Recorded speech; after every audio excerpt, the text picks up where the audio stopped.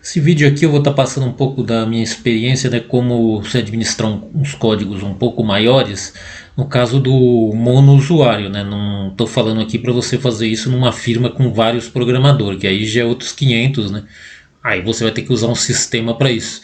Mas no caso de um programador só, que é meu caso, por exemplo, eu estou aqui desenvolvendo um sistema para análise de loteria. E se eu não seguisse essas recomendações que eu ia passar, com certeza eu ia ficar tudo bagunçado, eu ia ficar maluco aqui, ou possivelmente ia dar muitos bugs e eu não ia conseguir terminar meu programa, né? Então eu acho que essas dicas aí são válidas para quem quer não apenas fazer exercício, né, mas já partir para um código um pouco mais interessante, né? Então, a primeira dica que eu já vou mostrar aqui é você já evitar de colocar códigos na função main, né? Deixa eu descer aqui. Opa, tá aqui. A função main, ela vai ficar só para chamar as outras funções que vão compor o nosso programa, né? No caso, o meu programa aqui ainda não está pronto, né? Mas ele está começando a sair, que eu estou pegando de uma versão mais antiga e que eu salvei num outro diretório e eu estou criando agora uma nova versão mais elaborada, né? Com mais recursos. Então você vê que a função main aqui ela está bem limpa, né? Ela cabe numa tela. Eu vou até diminuir essa parte aqui de baixo. Opa! E eu estou usando aqui no caso o Dev C++, né? Que é muita gente pergunta também qual o editor que eu recomendo. No caso eu estou usando o Dev C++, né, para o Windows, né? Então a primeira dica é essa, evitar colocar códigos em main, que eu vejo que muitos novatos fazem esse erro, né? Deixa a função main só para chamar outras funções, né? E essa é a primeira dica. A segunda dica é você ter esse arquivo aqui, o common.h, né, que você vai colocar todas as structs principais, as enumerações que, né, eu tenho aqui, né, os typedefs que usam em todos os arquivos, né, os defines também, ó, e estruturas aí, estruturas com os typedefs dela, né, que eu sempre uso para, que é um recurso que eu uso sempre o typedef para você poder ter um nome mais simples para sua estrutura, né?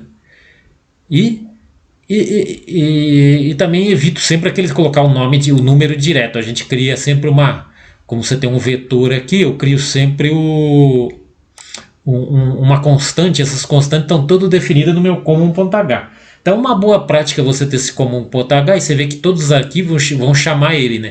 Se você ver, todos os arquivos vão chamar o common.h, que eu estou pondo aqui ó, no mouse. Ó. Se eu pegar um outro aqui, está o common.h. Então, todos os arquivos vão ter acesso a esse common.h, que eu vou definir uma série de coisas nele, né? E, e essa é a segunda dica, né? A terceira aqui é você também ter sempre um arquivo debug.h, que eu uso essa macro aqui, ó, essa macro aqui que eu já deixei o código dela explicado aí num outro vídeo, né? Mas quem quiser anotar essa macro aqui é essa que está aqui, ó, que eu estou marcando aqui. E aí eu sempre crio uma versão debug do meu programa, né? Que se você olhar no código, além de usar esses dprintfs, que eles aparecem direto aqui, deixa eu ver se eu acho aqui, olha aqui, dprintf aqui, ó, que é chamando aquela macro, que ela é interessante porque ela imprime, ela já mostra a linha que tá, a função que tá, o arquivo que tá sendo chamada executada a macro, né? Quer dizer, interessante aquela macro e você criando ela num arquivo debug.h, você declara esse arquivo sempre em todos os arquivos seus, você vai declarar esse seu debug.h, né? Do mesmo modo que o common.h. E um outro truque também que eu vou citar aqui, que é muito interessante, que faz parte disso aqui, sempre você usa esses ifdefs aqui nos arquivos reader, né? Nos arquivos H você sempre usa ifdef, você cria uma constante, que eu sempre coloco esse padrão aqui, dois traço baixo, nome do arquivo e depois dois traço baixo no final. E você coloca o if not def, define. E coloca fechando aqui esse end if aqui. Porque aí você não vai ter problema na compilação, né? Porque você nunca vai ter problema dele falar que já foi definido aquele nome em outro lugar, né? Que é uma coisa que aborrece, né? Então eu uso sempre isso aqui, né? Que nos arquivos reader, colocar e usar esse if not def, aí defino a constante e fecho aqui, né?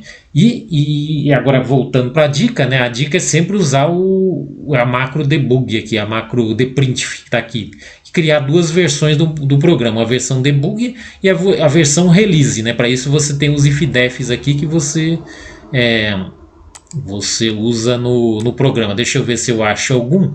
Não estou achando, mas aqui, ó, if def debug tá aqui, ó, tá aqui. Você vai imprimir e se não for debug, você vai fazer essa outra parte de baixo aqui. Quer dizer, no debug você coloca mais informações, né? Obviamente. E agora vamos para a quarta dica aqui, que é você ter sempre um diretório de teste, né? Porque antigamente, quando eu era novato, eu achava, por exemplo, que eu deveria fazer tudo na função main e colocar tudo num arquivo só, que ia ficar muito mais fácil, mas na verdade não é. Aí você está querendo ficar louco. Você tem que, para cada parte lógica do seu problema, é como se você estivesse fazendo um subprograma, né? Você, por exemplo, vamos dar um exemplo aqui. O menu, cadê o menu.h? Tá aqui, ó, menu.c. Eu fiz um programa para isso aqui, ó, para testar um menu. Tinha a função main aqui e eu coloquei no meu subdiretório, né, num subdiretório aqui de teste. Aí eu compilei, eu vi que o menu estava funcionando. Aí depois é que eu vou copiar ele para o meu programa e vou passar a incluir ele no meu programa aqui no Dev C++. É muito fácil fazer isso, né? E você já tem aqui esse add to project, você só coloca o nome do arquivo e você pode já pôr o C, o H tudo junto e na hora que você der o incluir, ele já vai aparecer nessa lista e já está no projeto, pronto. Aí você já tem esse arquivo no seu programa, né? Só que a dica é você faz um programa à parte, você testa esse arquivo que você tem, que você está querendo incluir, né, como se fosse um programa à parte no seu diretório teste. Depois, na hora de incluir, você vai e tira a função main dele. Pronto, aí ele já está funcionando, né? Ele já vai ter as variáveis dele, as variáveis globais dele você põe como estática, elas não vão poder ser acessadas de outros arquivos, se você definir como estático, uma espécie de encapsulamento, né? E então é isso aí. Você tem que sempre dividir o seu problema maior em subproblema, né? E fazer esse diretório de teste para você fazer dessa forma. Você testa e depois você incorpora no programa principal.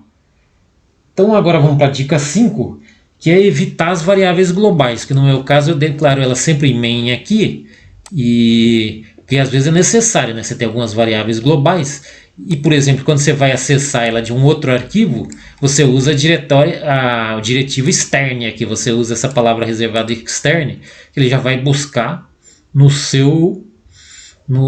outro arquivo que ela está declarada. Mas para não virar bagunça, todas as variáveis globais eu declaro sempre em main, né? E dos outros arquivos, quando eu preciso referenciar essa variável global, né? Usar essa variável global, eu vou usar a palavra reservada extern. Deixa eu ver aqui. Por exemplo, isso aqui dá para vocês verem aqui o extern aqui, e eu tô usando justamente aquelas variáveis globais que estão definidas no meu arquivo main.c, né, que é o arquivo que tem a função main. Então, isso aí é importante também. E evitar variáveis globais, né? Você podendo resolver seu problema sem usar a variável global, é melhor não usar. E agora vamos ver outra dica aqui. Usar um IDE, um gerenciador de código. No caso aqui eu já adiantei que o que eu estou usando aqui é o Dev C++, que eu acho ele muito bom, né? Que ele trabalha com compilador GCC, e ele mesmo não é um compilador, mas ele trabalha com GCC. Eu acho ele muito prático para o Windows. Agora no Linux eu uso o GCC e eu uso o Gedit, né? Porque o VI eu andei usando ele quando eu trabalhava numa firma, mas o VI é meio enjoado. Então pro Linux eu recomendo usar o Gedit, né? Que é gráfico, que eu uso o Ubuntu, na verdade ele dentro do Ubuntu, né? E agora vamos na última dica aqui, que é meio óbvia, né? É você sempre